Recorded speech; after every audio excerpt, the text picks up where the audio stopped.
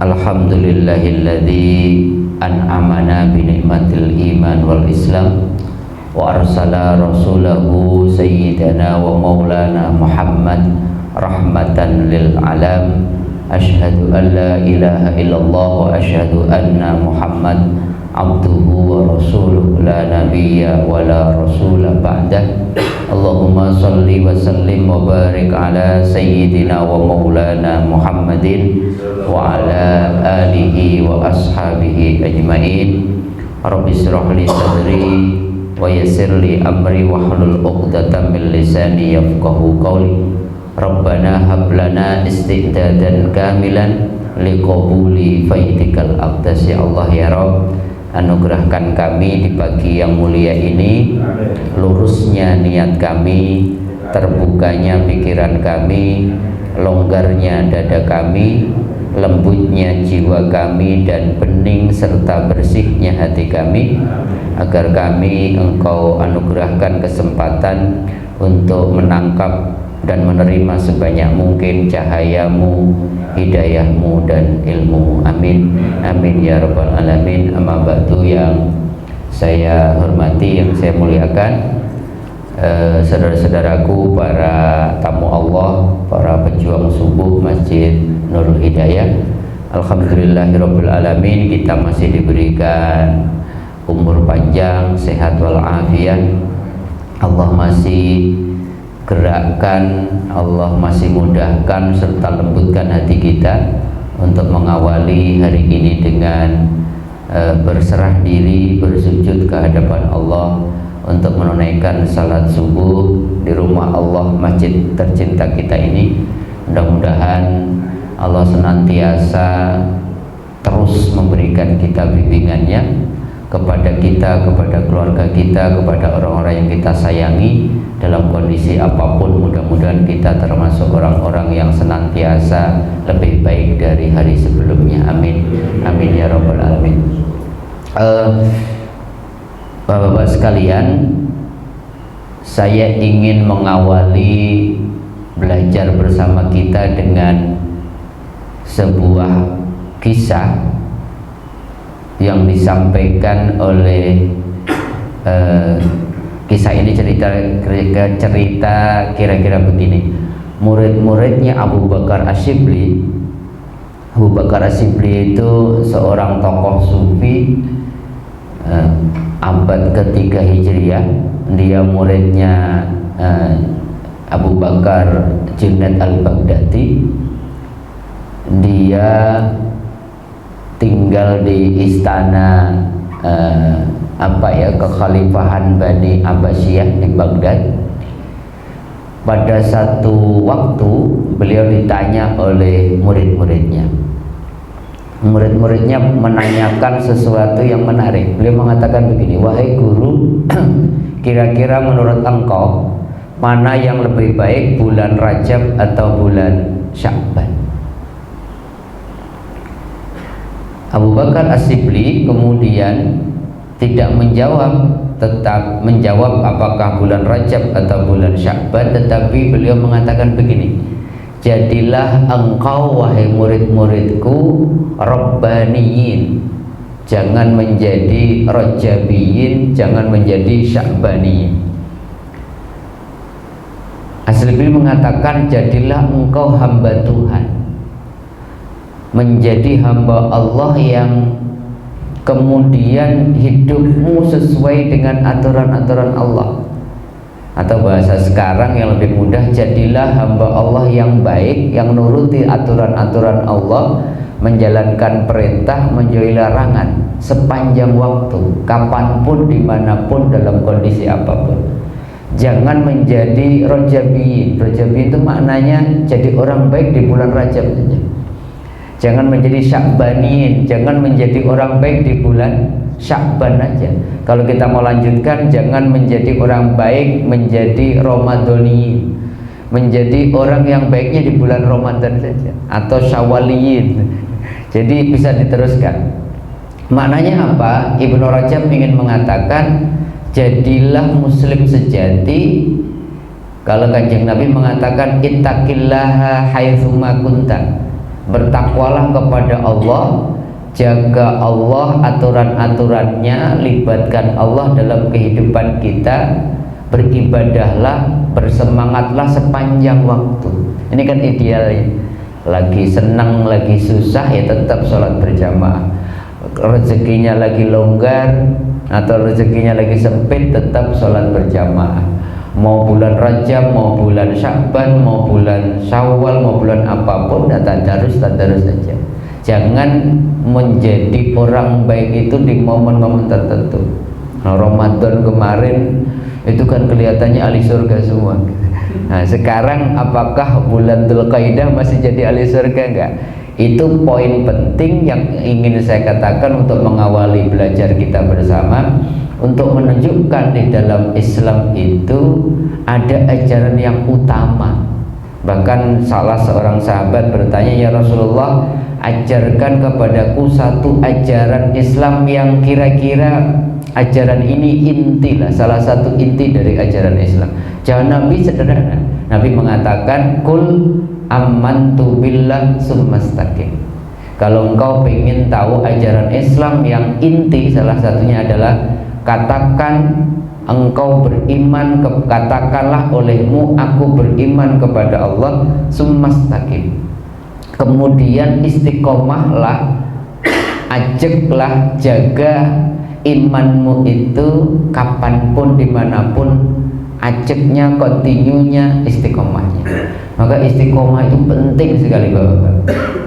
Istiqomah itu kalau ajaran Islam istiqomahnya pudar, istiqomahnya nggak ada, selesai. Karena para ulama mengatakan memulai sesuatu yang baik itu mudah, tetapi warabbuha wajibah. Yang sulit itu bukan memulai yang baik, tapi menjaga kebaikan itu terus kemudian kita lakukan, terus kemudian kita ajakkan, terus kemudian kita kontinukan, atau dalam bahasa sehari-hari itu kita wiridkan. Cuman masalahnya kalau kita dengar kata wirid itu apa yang muncul? Ya wirid itu nganggapnya baca subhanallah, atau wiridannya apa? Padahal wirid itu adalah hal-hal yang berlaku atau yang berjalan atau yang datang terus menerus sampai kemudian sesuatu itu menjadi habit, menjadi kebiasaan. Itu namanya wirid.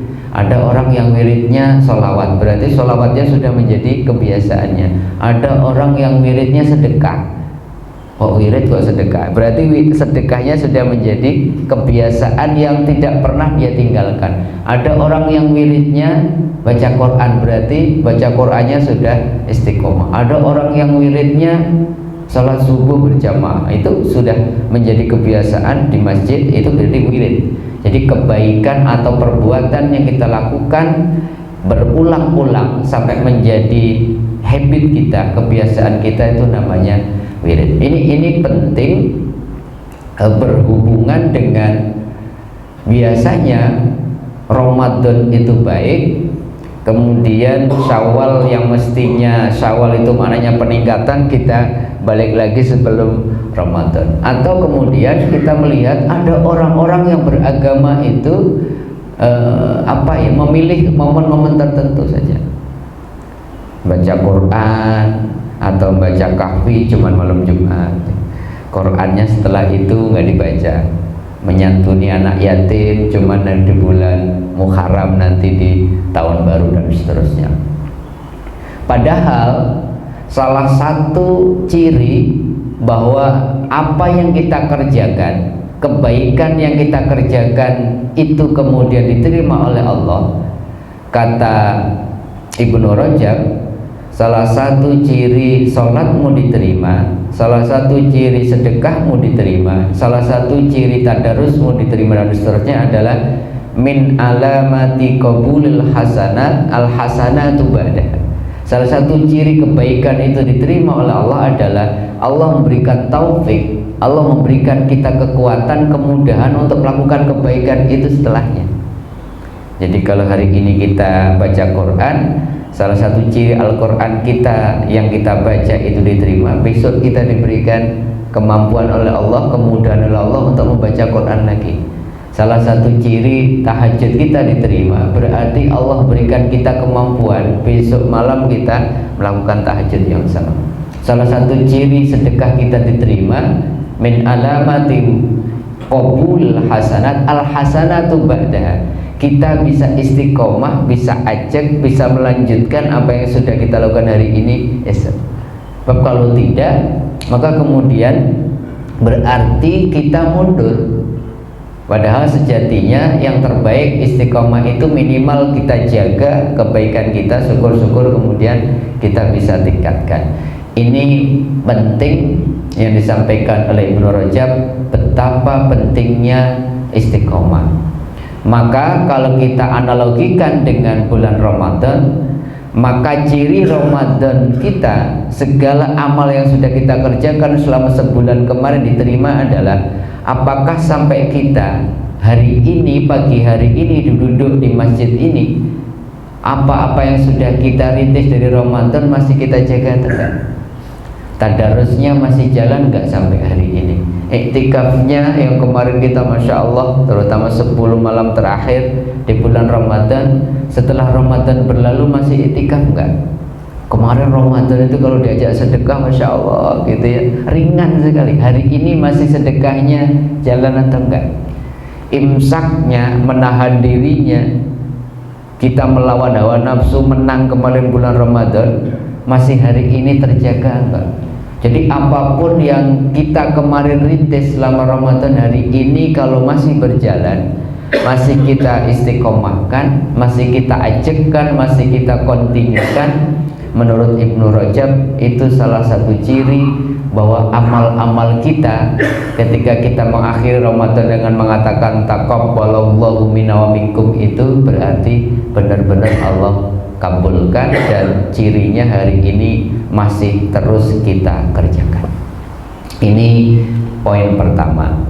Yang kedua, betapa pentingnya istiqomah itu. Sebelum kita membincangkan tips atau nasihat dari para ulama, bagaimana cara kita bisa menjaga ulumul himmah, bisa menjaga semangat beragama itu. Sebelum kita membincangkan itu, saya ingin berbagi kisah tentang betapa para sahabat, para ulama, para salafus soleh itu kalau diajarkan Nabi kebaikan, dia itu menjaga istiqomahnya sampai akhir hayatnya. Betul-betul jaganya itu, saya pantang kira-kira meninggalkan apa yang diajarkan Nabi dengan segala kondisi. Saya akan kerjakan semampu saya dengan segala resiko atau kemudian tantangannya. Yang pertama, kisah tentang Ummu Habibah. Ummu Habibah itu seorang sahabat perempuan Nabi, pernah diajarkan Nabi satu hadis, man shalla isnata asyrata rak'atan fi kulli yaumin wa lailatin bana bihinna baitun fil jannah. Wahai Ummu Habibah, kata Rasulullah, ingat ya nasihatku ini, barang siapa sholat 12 rakaat sehari semalam, maka Allah nanti janjikan dibangunkan istana di surga. Dibangunkan istana di surga, sudah pasti masuk surga. Maka Ummu Habibah bertanya, ya Rasulullah, tertarik, menarik sekali, siapa yang nggak mau dibangunkan sebuah istana di surga? Tolong kabari aku ya Rasulullah, 12 rakaat sehari semalam itu kapan saja? Ternyata berhubungan dengan sholat rawatib. Kalau pakai hadisnya rawahu Muslim, dimulai dengan qobliyah subuh, berarti 2 rakaat. Kemudian kalau riwayat Muslim itu 4 rakaat sebelum duhur, kemudian ditambah 2 rakaat sesudah duhur, sudah berapa itu? Sudah 8. Kemudian ditambah ba'diyah maghrib 2 rakaat, ditambah ba'diyah isya 2 rakaat, genap 12 rakaat. Kalau pakai riwayat Imam Bukhari 10 rakaat, pakai 2 rakaat sebelum duhurnya 2 rakaat. Ini kata Rasulullah, kalau engkau dawamkan, istiqomahkan, rutinkan 12 rakaat sehari semalam, maka Allah janjikan istana di surga. Yang menarik adalah pelajarannya yang pertama, kita tahu ternyata rawatib yang muakkad yang sangat dianjurkan, di bawah sedikit wajib itu 12 rakaat dengan komposisi yang tadi. Tetapi yang ingin saya ceritakan adalah betapa Ummu Habibah setelah mendengar hadis itu tidak pernah meninggalkan 12 rakaat ini sehari semalam, kecuali dalam kondisi syar'i, ada halangan, haid dan seterusnya, sampai akhir hayatnya. Kabar gembira ini kemudian disampaikan oleh Ummu Habibah kepada sahabatnya namanya Ambasah, dan Ambasah continue istiqomah melanggengkan 12 rakaat itu sampai akhir hayatnya. Diceritakan lagi kepada An-Nu'man, An-Nu'man juga sama, dia menjaga 12 rakaat itu kapanpun, dalam kondisi sesibuk apapun, dia qobliyah ba'diyah 12 rakaat sebagaimana komposisi yang tadi saya sampaikan. Ini semangat istiqomahnya Ummu Habibah, Ambasah dan An-Nu'man. Yang kedua, saya ingin cerita istiqomah yang dijaga betul oleh Fatimah binti Rasulullah. Fatimah anaknya Rasulullah SAW. Fatimah itu, bapak-bapak sekalian, pernah datang menemui ayahandanya. Bayangin, Rasulullah itu di Madinah itu selain sebagai pemimpin agama, seorang Rasul, tetapi beliau sebagai pemimpin negara. Di Madinah itu Rasulullah jadi khalifah. Anaknya presiden datang, Fatimah datang ke rumah Nabi mengatakan, ya Hasan dan Husain sudah mulai ya gede, ya kesibukannya menjaga Hasan dan Husain, saya juga lumayan repot, saya harus masak sendiri, saya harus bikin roti dari gandum sendiri, saya jahit baju sendiri. Fatimah itu sederhana. Maka kemudian Fatimah itu minta sesuatu yang mungkin bagi kita sangat wajar lah. Fatimah kira-kira mengatakan, ya boleh nggak saya minta ART? Boleh minta nggak? Saya orang yang bantu-bantu di rumah karena kesibukan saya luar biasa, ngurusin segala hal. Maka jawaban Nabi kira-kira gimana? Anaknya presiden minta membantu rumah tangga sama ayahnya, kira-kira wajar nggak? Wajar. Tetapi Rasulullah mengatakan, wahai Fatimah putriku tersayang, bagaimana mungkin ayah mengabulkan permintaanmu, padahal ayah ini uswatun hasanah, padahal ayah ini teladan bagi seluruh umat nanti. Bayangin nanti kalau saya izinkan engkau, saya kirimkan pembantu kepada engkau, gimana ayah jadi contoh nanti umatku yang gak punya pembantu, bahkan umatku yang jadi pembantu, gimana mereka punya standar? Padahal itu biasa aja kan, sesuatu yang wajar. Tetapi yang menarik kemudian Rasulullah mengatakan, tapi maukah engkau wahai putriku tersayang, apa yang bisa membantumu, yang ART itu menjagamu dalam kehidupan urusan-urusan duniamu, ayah ganti dengan yang lebih baik dari itu. Minta pembantu tapi gak diizinkan, tidak dikabulkan, tapi diganti dengan sesuatu yang lebih baik dari pembantu. Fatimah mengatakan, ini solehah, putrinya Rasulullah, dididik oleh Rasulullah, jiwa dan raganya mengatakan, boleh ayah, apa itu yang lebih baik dari membantu yang saya minta. Kemudian Rasulullah mengatakan, jangan pernah engkau tinggalkan wahai putriku sebelum engkau tidur membaca tasbih 33 kali, membaca tahmid alhamdulillah 33 kali, dan membaca takbir 34 kali. Jadi genap 100. Ini diriwayatkan oleh Bukhari dan Muslim. Jadi Fatimah minta membantu tapi diberikan ganti, yaitu amalan membaca subhanallah 33, membaca alhamdulillah 33, membaca Allahu Akbar 34 sebelum tidur. Kalau kita kan ditambahin, idealnya kan diajarkan dalam beberapa riwayat yang lain, kalau bisa sebelum tidur dalam kondisi berwudu baca 2 surat penjagaan, surat Al-Falaq sama An-Nas. Kalau mau pakai riwayat Fatimah ini ditambah tasbih, kemudian tahmid, membaca takbir genap 100. Kalau mau dilanjutkan lagi, ada yang mengatakan baca ayat kursi, kemudian ditiupkan ke 2 telapak tangan, kemudian diusapkan ke anggota tubuh yang bisa dijangkau, maka kemudian Allah kirimkan malaikat untuk menjaga kita selama tidur. Yang ingin saya ceritakan, selain amalan ini kita bisa jadikan wirid kita sebelum tidur, baca subhanallah 33, alhamdulillah 33, Allahu Akbar 34. Yang ingin saya sampaikan, Fatimah semenjak mendengar ajaran Rasulullah ini tidak pernah meninggalkannya seumur hidupnya. Sebelum tidur dia mengamalkan ini. Pulang-pulang Ali bin Abi Thalib menjemput, membukakan pintu, dan kemudian gimana kabarnya, dapat enggak pembantunya? Sang suami mengatakan, dapat enggak permintaan kamu minta sama ayah meminta pembantu? Kata Fatimah, enggak. Tapi Rasulullah kemudian menggantinya dengan sesuatu yang lebih baik, kata Kanjeng Nabi, bisa membantu kita di dunia sekaligus bisa membantu urusan kita di akhirat.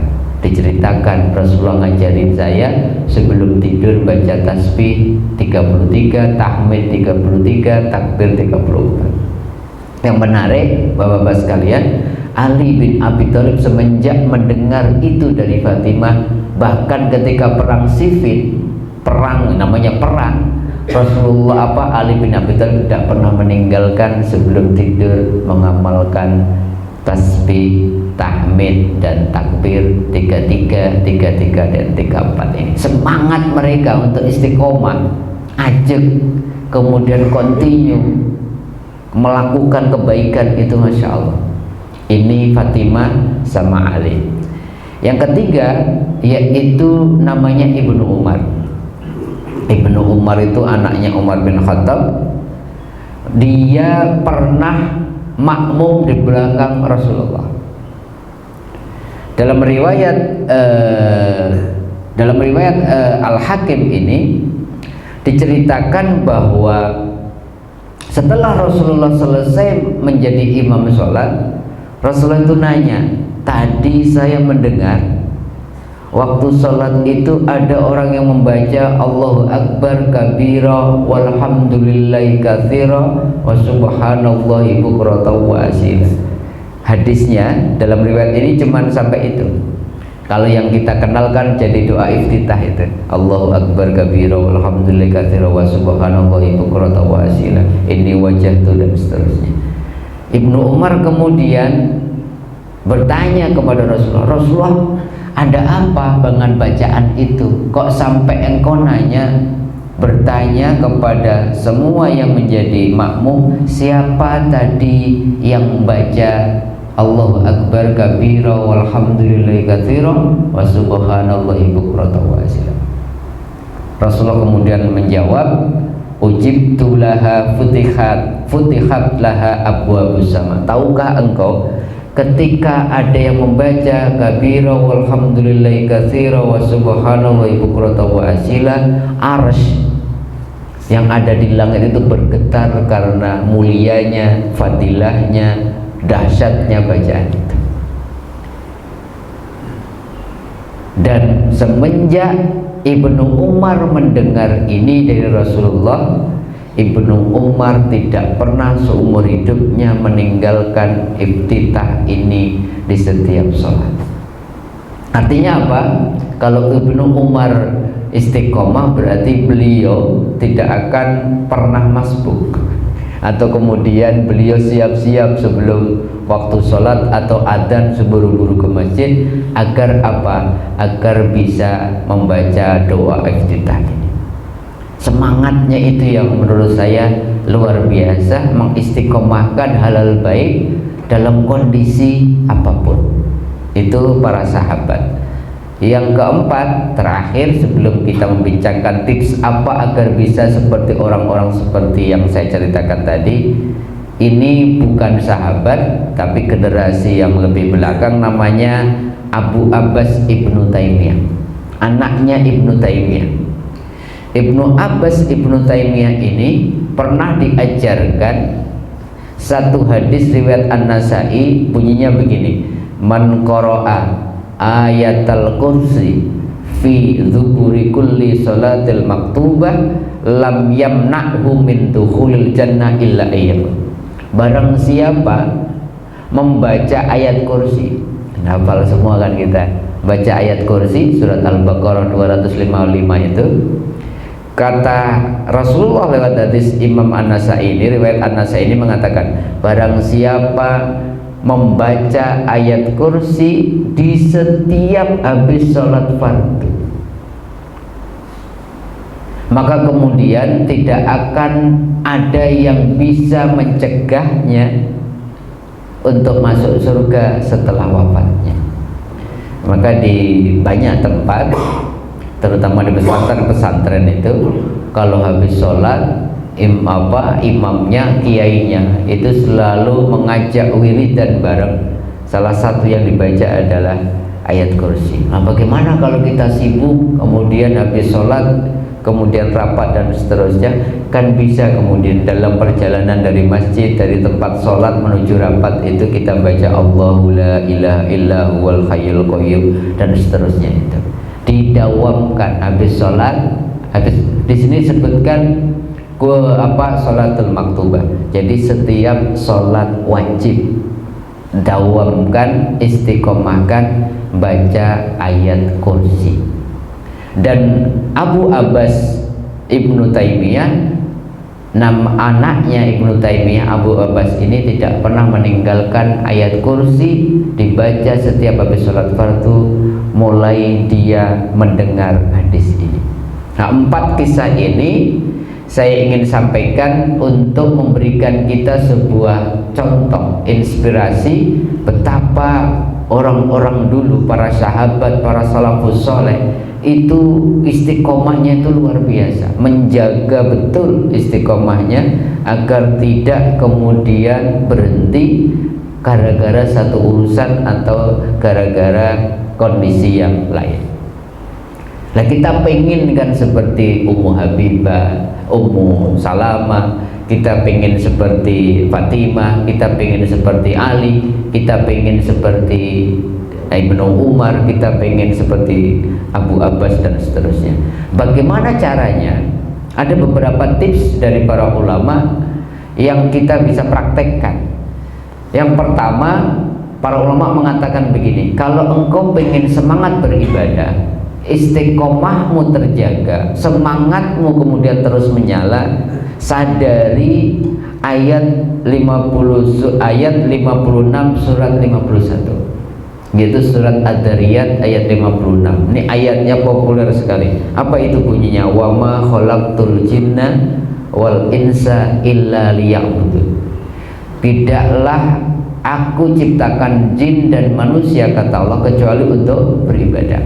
Maka kalau ayat ini tidak sekedar engkau baca, tetapi engkau insafi dan engkau amalkan bahwa Allah itu menciptakan kita hanya untuk beribadah, tidak lain, maka pastilah semangatmu untuk beribadah, beramal soleh terus terjaga. Karena apa? Karena memang kita diciptakan tidak lain dan tidak bukan untuk ibadah.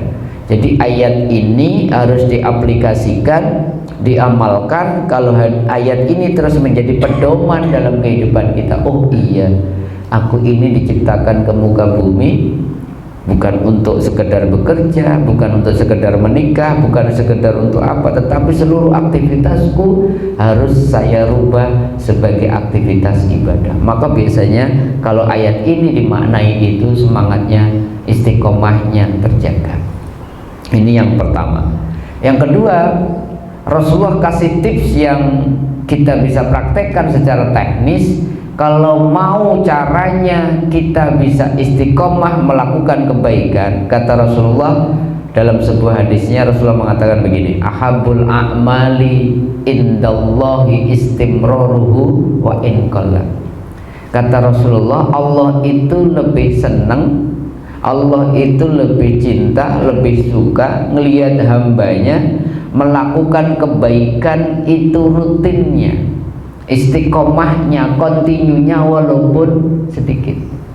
Jadi tipsnya bapak-bapak sekalian, kalau kita mau latihan istiqomah, jangan memaksakan diri beribadah dengan durasi atau volume atau jumlah yang sangat banyak, tetapi rohani kita belum siap. Jangan paksain gitu, karena baru semangat, baru kajian tentang mulianya membaca Al-Quran, besok langsung gak keluar rumah, gak kerja, baca Quran terus.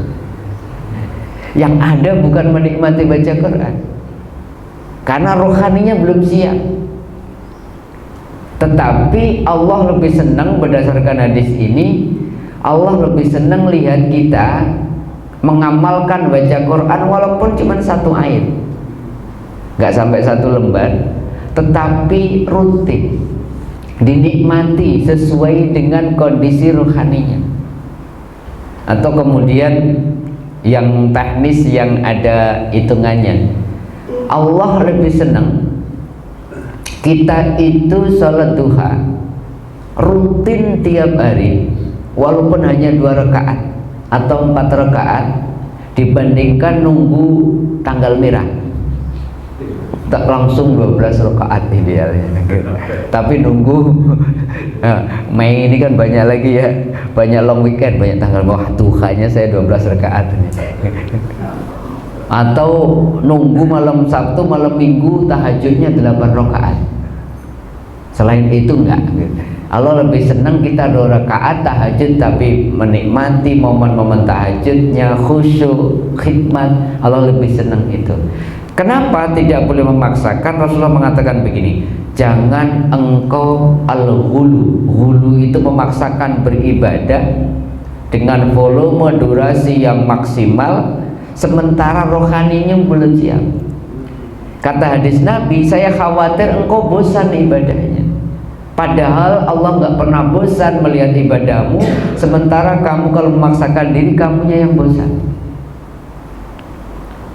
Ibaratnya kemudian kita baru latihan olahraga, kemudian karena punya sepeda baru, lagi tren sepedaan, ikut klub sepeda, kemudian di komplek ini yuk ikut gitu, padahal baru mulai, nggak pernah goes. Tiba-tiba teman-temannya udah biasa, langsung diajak sepedaan 20 kilo. Kira-kira minggu depan lagi diajak sepeda lagi, enggak lah. enggak ada enak-enaknya. Saya seminggu nggak masuk kerja, bukannya sehat, ngilu semua, refleksi, pijet segala macam nggak ngaruh gitu. Atau diajak bulu tangkis, punya raket baru gitu ya, karena raketnya dapat giveaway gitu di kantor, dapat hadiah, langsung gitu, kemudian 1 jam full gitu, tunggalnya kurang masih double segala macam, nggak nikmat gitu.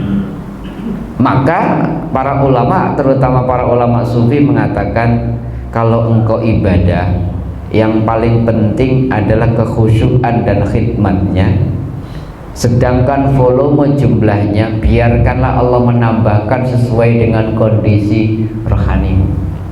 Baca Quran juga begitu, nggak langsung sekali duduk khatam, tapi kalau kemudian 1 lembar kok nikmat ya, udah rutinkan dulu. Nanti kalau sudah rutin, hati kita semakin lembut, kok kemudian 1 lembar kok masih nikmat, tambahkan. Berarti apa? Volume rohani kita sudah ditambah sama Allah. Maka kemudian itu salah satu tips yang diajarkan oleh Kanjeng Nabi agar kita bisa rutin, jangan musiman. Kalau musiman itu nunggu waktu atau kondisi kita tertentu, setelah itu kita tidak jaga istiqomahnya. Itu tips dari Rasulullah. Ada tips dari Ibnul Qayyim al-Jauziyah. Ibnul Qayyim al-Jauziyah mengatakan begini, kalau engkau bisa kalau engkau pengen menjaga semangatmu beribadah, lakukan ibadah tidak monoton dengan ibadah itu saja. Beliau menggambarkan begini, ibadah itu ibarat makanan rohani buat hatimu, maka harus variatif. Seperti makanan fisik, kalau sayur asem aja enak sih, tapi kalau tiap hari kemudian buka meja sayur asem lagi, besok sayur asem lagi, mah nggak ada yang lain, sayur lodeh apa ya, atau yang lain-lain, ya bosen gitu.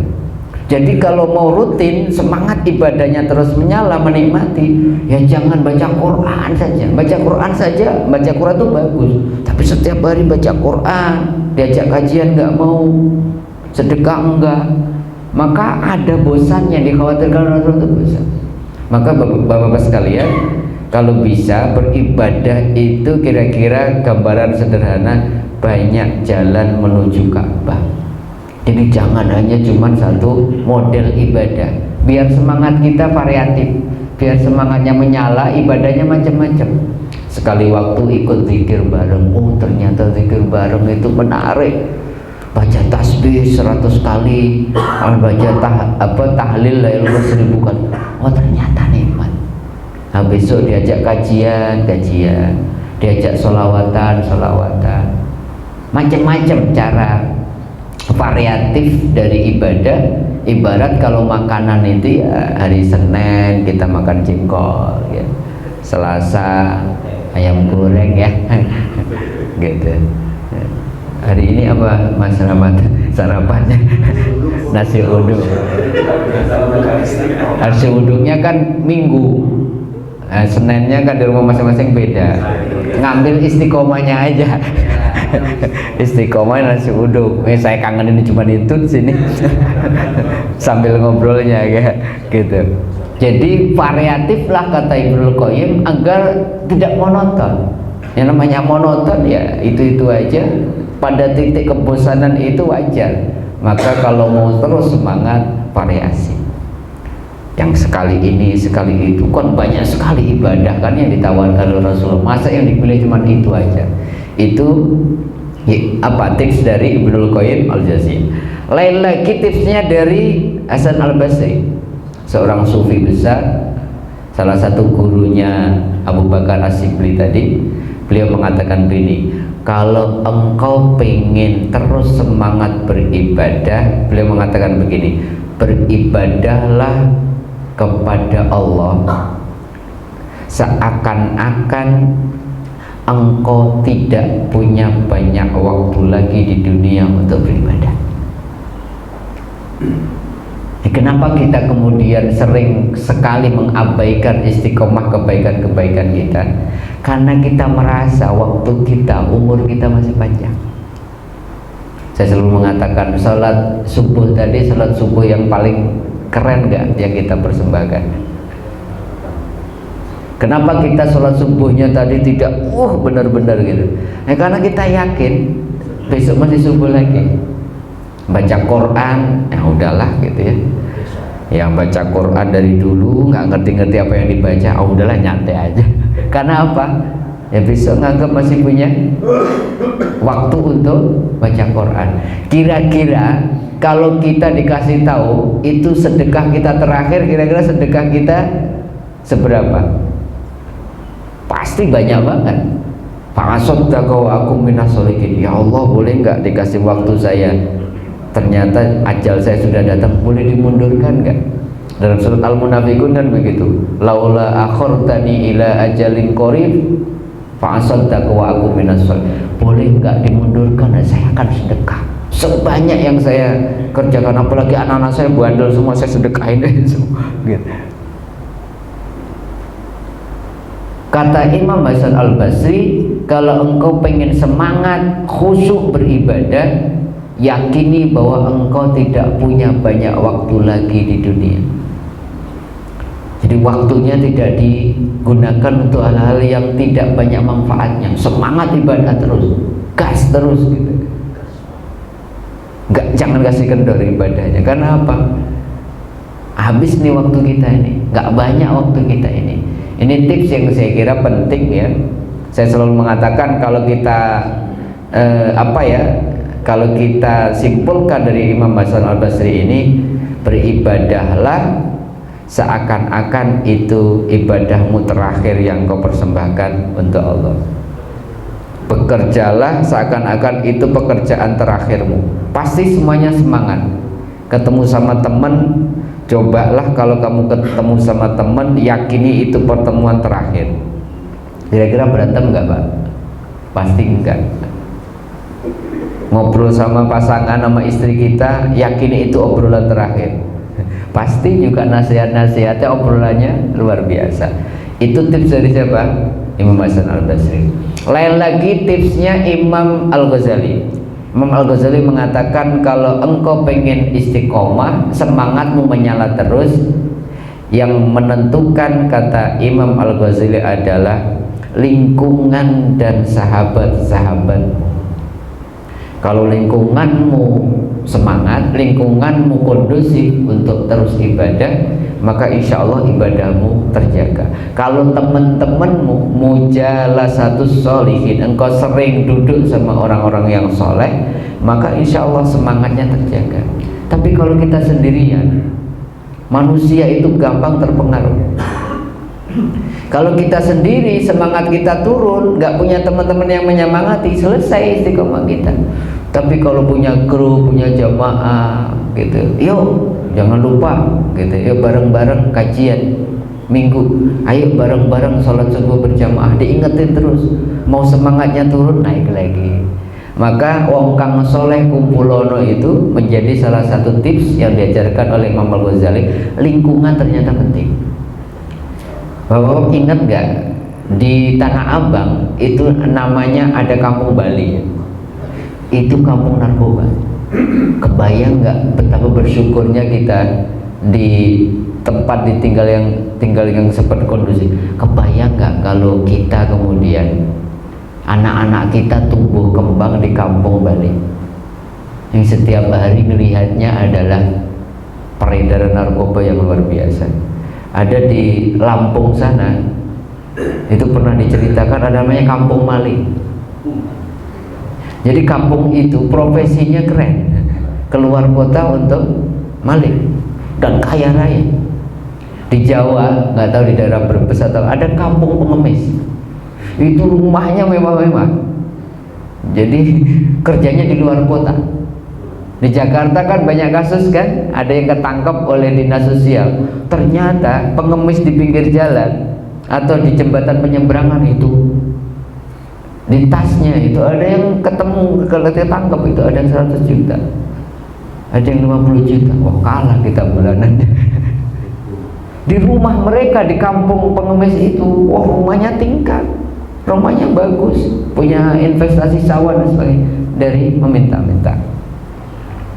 Jadi lingkungan itu penting, dan bahkan Rasulullah kalau engkau memilih tempat tinggal, jangan pilihannya ada rumahnya tipe berapa, tapi lihat kondisi tetanggamu, lingkungan, karena lingkungan itu menentukan. Kalau lingkungannya baik, masya Allah gitu ya. Nah kalau punya tetangga, ya Allah gitu ya, menguji kesabaran kita terus juga repot. Punya teman-teman senang mancing semua, ya mancing aja pikirannya. Mancing emosi. Iya. Ada adzan, aduh tanggung banget, ini lagi bagus ini. Joran diambil terus ini, kalau ditinggal ibadah, oh belum tentu. Momen moodnya ikannya, oh iya bener itu. Jalan bareng aja kalau satu rombongan itu sepakatnya apa, yang menang siapa jadi itu. Ke Bandung aja tuh rombongan, wah kita belum praktek jamaah dan qashar ini, padahal lagi nyantai gitu ya, jamaah qashar kita latih kan, padahal kita bisa milih sholat biasa kan. Wah kapan lagi dikasih rusak keringanan sama Allah, masa nggak diambil, padahal nggak lagi kerja, kesananya nyantai, rest areanya kemudian kosong, masjidnya enak, udah jamaah kosong aja, jamaah aja masih kurang, kosong, waduh. Kalau semua mengatakan dua-dua, jadi itu dua-dua. Ini tergantung rombongan itu. Kadang-kadang lebih parah lagi. Oh, udahlah, kita udah luar biasa Ramadan, sesekali Allah tahu lah. Allah tahu nanti di Bandung aja sholatnya gitu. Di tolnya kecelakaan selesai. Dan kemudian biasanya tergantung yang menang di situ. Mantap, oke, Bandung. Tapi kalau dia ngomong, udahlah, kita ini nanti rusak nanti kalau kita belum tentu loh nyampe Bandung selamat. Udah rest area depan sambil ngopi, habis itu jamaah dulu. Tergantung makanya. Lingkungan itu penting. Kalau lingkungannya tukang hibah aja. Semangat banget ya. Kita awali yuk hibah kita dengan bacaan Ummul Quran, Al-Fatihah, mau hibah. Kalau senengannya semuanya sopan santun. Anak-anak sekarang ya Allah gitu ya. Kita lagi ngopi di mana gitu, ada anak-anak ya Allah, anak-anak umur SMP, SMA. Kalau ngomong kan Masya Allah. Yang dipanggil, anjing baru datang. Ya oke gitu. Dipanggil anjing hanya ya dia nyantai aja karena lingkungannya anjir apa segala macam itu udah biasa. Ini kalau kita itu tuh Masya Allah ngeri. Repotnya hari ini itu lingkungan itu bukan lingkungan fisik. Kebayang nggak kalau punya grup tukang hibah itu isinya itu dulu. Lingkungan itu berarti grup WA kita itu akan menentukan. Pagi-pagi yang kita lihat grup yang mana dulu nih. Kalau grup isinya hoax semua, isinya adalah fitnah semua, jadi itu pagi itu mengawali hari dengan fitnah dan ghibah bersama, di-share lagi. Kalau grupnya grup judi online, jadi maka kata Imam Al-Ghazali, mujaladatus sholihin, teman itu menentukan. Almar'u ala dini khalili. Seseorang itu kualitas agamanya tergantung bestinya, tergantung lingkungannya. Kalau lingkungannya oke ya, goesnya bareng oke, tapi mingguannya kajiannya oke, makan-makan barengnya oke, jadi semuanya oke. Artinya kemanapun terjaga itu istiqomahnya gitu ya. Boleh mancing ayo, mau goes ayo, mau kemana ayo, tapi mau ibadah, mau futsal ayo, tapi sholat jalan. Kebaikan-kebaikan tetap terjaga. Itu dari Imam Al-Ghazali. Imam Nawawi Al-Bantani kasih tips yang menarik. Ayo kita praktekin. Tipsnya mengatakan begini. Beliau mengatakan kalau semangat ibadahmu pengen terus menyala, lakukan tajdidun niyah. Memperbarui niat terus di dalam kebaikan. Jadi kalau mau apa-apa diafirmasi lagi, dikuatkan lagi dengan memperbarui niat. Masih ingat nggak Ramadan kemarin? Setiap habis taraweh, imamnya selalu ngajak kita untuk tajdidun niyah puasa. Yuk, walaupun sudah nggak pakai yuk, langsung aja habis doa kemudian nawaitu sauma wadin an adai fardhi syahri ramadhana hadi sanatil. Kenapa kita harus memperbarui niat puasa kita setiap malam? Padahal secara fikih, kalau kita niat di awal Ramadan, saya niat puasa selama sebulan penuh sudah cukup. Dan kalau kemudian kata Imam An-Nawawi Al-Bantani, kalau kita niat lagi di malam hari nawaitu shauma wadin lagi, kita dikuatkan lagi. Besok puasa lagi. Begitu juga amal-amal yang lain. Maka kalau keluar pagi hari mau berangkat kerja, diperbarui niat. Ya Allah, bismillahi tawakkaltu 'alallah la haula wala quwata illa billah. Ya Allah, mohon izinmu, mohon kekuatanmu, mohon bimbinganmu, saya keluar rumah untuk menjemput rezekimu yang halal, mudahkan ya Allah. Semangatnya nanti nyampe kantor bismillah lagi. Karena boleh jadi antara rumah sampai kantor niat kita rusak, niat kita tercederai, goyah. Mau sedekah niat dari awal, pas di tempat sedekah niat lagi, sehingga kemudian keikhlasannya terjaga dan seterusnya dan seterusnya.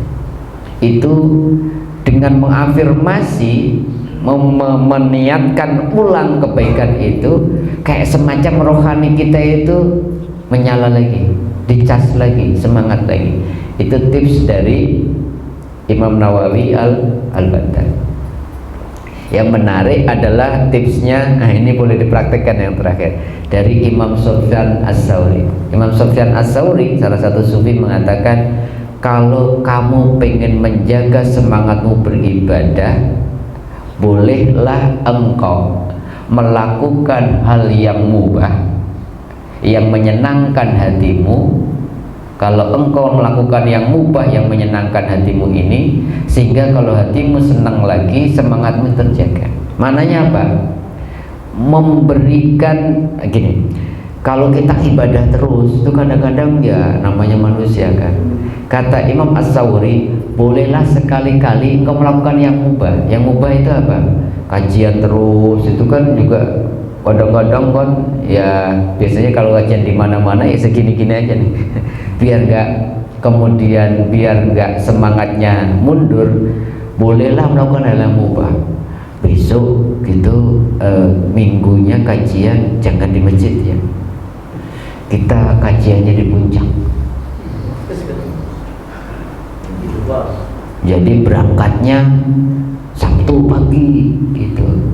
Ini yang mana melakukan yang mubah. Kita jalan-jalan, nyewa villa, nah itu yang mana yang mubah. Kemudian senang-senang dalam arti kita makan bareng, kita ngobrol, tapi tetap ya malamnya tahajud, paginya, nah itu boleh. Atau kemudian ngasih anak yang lagi semangat khatam Quran, baca Quran, kemudian anak kita diajak jalan. Nah, kalau kamu pengen kemudian bisa khatam Quran atau terus mau khatam Quran, nanti di tengah-tengah, kemudian di tengah-tengah aja belum khatam diajak jalan. Atau kemudian bahasa kita yang sederhana adalah kadang-kadang ya diajak makan enak gitu, kemudian keluarga kita agar semuanya semangat.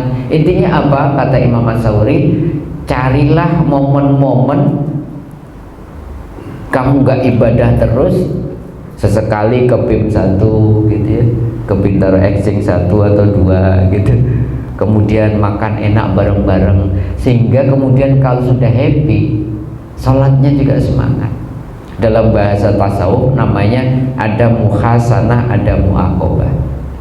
Jadi kadang-kadang kita ini terlalu permisif. Muhasanah itu yang memberikan apresiasi sama badan kita. Misalkan malam sudah tahajudnya firm, wah alhamdulillah semalam bisa tahajud, kemudian 8 rakaat tambah witir 3 rakaat. Pagi harinya sarapannya istimewa. Makasih ya kerjasamanya tadi malam sama Badar semuanya, kita makan enak nih sarapan. Tapi kalau kemudian lewat, aduh yang biasanya enak kemudian aduh sarapannya bubur aja deh. Atau bahkan gak usah sarapan nih. Itu namanya muaqobah. Jadi kalau bagus diapresiasi, kalau enggak ya dihukum. Sebab nafsu ini kalau enggak dihukum merajalela. Jadi bisa khatam, bismillah ya Allah, kalau khatam saya dapat saya bolehlah nambah sepeda satu lagi. Saya pernah cerita nggak ya waktu Ramadan kemarin, terakhir kita saya ngisi Ramadan ya Mas ya, karena habis itu libur kan. Ada satu bulan Ramadan kemarin, dan setiap Ramadan istiqomah pengajian ibu-ibu itu menarik. Jadi sudah ada yang mengatakan karena salah satu penggagasnya itu udah umur 80-an. Jadi mereka itu setiap Ramadan selalu istiqomah khatam 4 kali. Jadi ibu-ibu itu kumpul di satu tempat, kemudian ngundang ustadzah dari Institut Ilmu Al-Quran, kemudian tadarus. Seminggu mesti khatam. Dan setiap khatam itu selalu WA saya, kirim foto, alhamdulillah Ustadz kami sudah khatam sekali. Seragam. Ibu-ibu yang namanya kan seragam. Seragamnya warnanya hijau lah. Minggu kedua, alhamdulillah khatam kedua, seragamnya beda lagi. Itu maknanya. Jadi khatam sekali, boleh baju satu. Jadi selama Ramadan 4 kali khatam, 4 baju baru buat lebaran sudah tersedia. Boleh nggak? Boleh. Anak-anak kita apresiasi, sehingga kemudian semangatnya menyala, tapi apresiasinya hal yang boleh, yang mubah. Jangan kemudian, nak, boleh kamu melakukan sesuatu yang haram asal kamu khatam Quran. Itu nggak boleh. Gitu. Boleh ya gitu, minum-minuman yang beralkohol tapi khatam Quran dulu. Nah, itu bukan kata Imam Sufyan Ats-Tsauri. Lakukan yang mubah itu yang dibolehkan, yang menyenangkan hatimu, sehingga kalau hatimu senang, semangatmu juga terus menyala. Itulah beberapa tips Bapak-bapak sekalian. Tetapi ala kulli hal, di atas itu semua, sempurnakan ikhtiar tadi dengan berbagai macam tips tadi dengan doa. Karena apapun yang terjadi, kadang-kadang kan kemudian betapa lemahnya kita. Pak Ustadz, saya sudah nyoba yang ini, nyoba yang itu, tetapi ada aja godaannya. Sempurnakan dengan doa. Ada beberapa doa yang diajarkan oleh Rasulullah, bahkan diabadikan dalam Quran agar kita bisa istiqomah. Salah satu doanya tadi saya baca, yaitu surat Ali Imran ayat 8 itu, Rabbana la tuzigh qulubana ba'da id hadaitana wa hab lana min ladunka rahmah innaka, ya Allah, jangan kau jauhkan aku lagi, jangan kau malaskan aku lagi. Kemarin saya Ramadan sudah keren ya Allah, jangan kau surutkan, jangan kau hilangkan semangatku, terus engkau berikan aku rahmatmu ya Allah. Atau pakai doa yang diajarkan Nabi, ya muqallibal qulub tsabbit qalbi ala, ya Allah yang membolak-balikkan hatiku, kemarin sudah semangat hatiku, jangan kemudian tidak semangat lagi, ya Allah tetapkan hatiku semangat terus istiqomah sama agamamu, sama ibadah kepadamu, sama cinta kepadamu. Atau doa yang sudah kita baca, tinggal dimaknai berbeda saja Bapak. Apa? Yaitu yang kita baca minimal 17 kali sehari semalam. Apa itu? Ihdinas siratal mustaqim. Jadi waktu membaca Al-Fatihah ihdinas siratal mustaqim itu minta dalam hati, ya Allah, tunjukkan kepadaku jalan yang benar dan beri kekuatan aku agar istiqomah di jalan yang benar itu. Pak Ustadz, saya udah bingung Pak Ustadz mikirin itu Rabbana la tuzigh qulubana, nggak apal-apal. Ya Allah ya muqallibal qulub, suka lupa. Ihdinas siratal mustaqim, kalau ngomong lupa juga repot juga. Pakai bahasa Indonesia boleh nggak? Boleh. Ya Allah, minta saya bisa ajak, bisa istiqomah melakukan kebaikan, jadi hamba yang lebih baik. Udah lebih masuk gitu ya kalau kita ngobrolnya itu sama Allah gitu. Itulah beberapa tips yang diajarkan oleh para ulama agar kita bisa menjaga ulul himmah, semangat kita, sehingga tidak menjadi rojabiin, tidak menjadi sya'baniin, tidak menjadi ramadaniin, tidak menjadi syawaliin, tapi menjadi rabbaniin, orang yang baik kapanpun, dimanapun, dalam segala kondisi, waktu dan keadaan. Mudah-mudahan kita terus dibimbing oleh Allah untuk bisa istiqomah, menjaga semangat kita, sampai kapanpun kita dipanggil oleh Allah, kita sedang melakukan kebaikan, dan akhirnya kita ditulis oleh Allah sebagai orang-orang yang husnul khotimah. Amin, amin ya rabbal alamin.